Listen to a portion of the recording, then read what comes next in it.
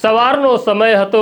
કરાઈ પોલીસ એકેડેમીમાં ઇન્સ્ટ્રક્ટરો પોતાના તાલીમાર્થીઓની રાહ જોઈ રહ્યા હતા ત્યારે અચાનક એક બૂમ પડે છે અને બૂમ હતી બચાવી લો તેને।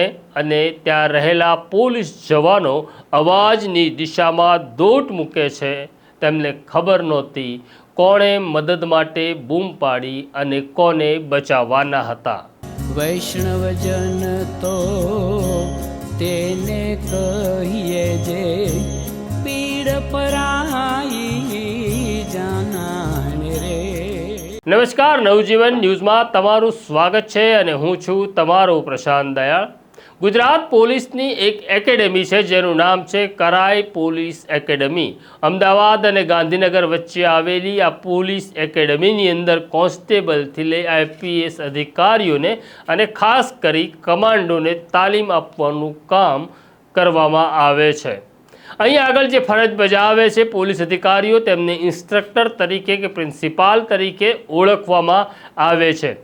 સવારનો સમય હતો। ઇન્સ્ટ્રક્ટર ગ્રાઉન્ડમાં આવી ગયા હતા। તેઓ તાલીમાર્થી આવે તેની રાહ જોઈ રહ્યા હતા ત્યારે અચાનક બૂમ પડે છે કે તેને બચાવી લો અને ઇન્સ્ટ્રક્ટરો જે દિશામાંથી બૂમ પડી તે તરફ દોડે છે।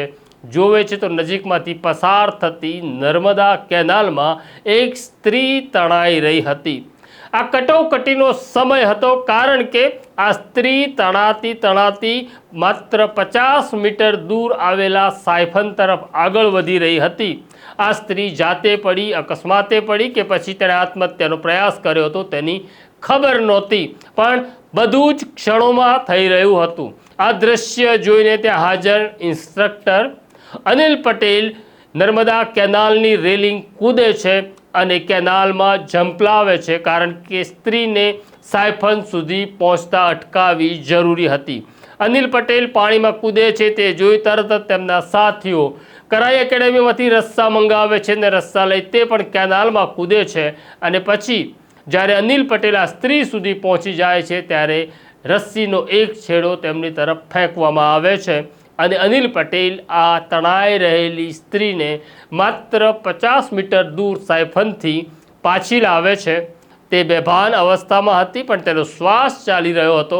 તેને ઊંધું પાડી તેના ફેફસામાંથી પાણી પણ બહાર પાડ્યું અને પછી ગાંધીનગર હોસ્પિટલમાં તેને સારવાર માટે મોકલવામાં આવી। અમને લાગે છે કે કરાઈ એકેડેમીમાં અનિલ પટેલે કોઈ સારા પોલીસ અધિકારીઓને તૈયાર કર્યા ના કર્યા એ જુદો પ્રશ્ન છે, પણ અનિલ પટેલે સાબિત કરી દીધું કે તે સારા પોલીસ કર્મચારી છે અને સારા માણસ છે। આ આખા ઓપરેશનમાં જે પોલીસ કર્મચારીઓ અને જે અધિકારીઓ સામેલ હતા તેમને પણ નવજીવન ન્યૂઝ સલામ કરે છે। આ સ્ટોરી તમને કેવી લાગી કોમેન્ટ બોક્સમાં જરૂરથી લખજો। અમારી સાથે વાત કરતા રહેજો। અત્યારે મને મારા સાથી દર્શીલને રજા આપો એ પહેલાં સબસ્ક્રાઈબ જરૂરથી કરી લેજો। નમસ્કાર।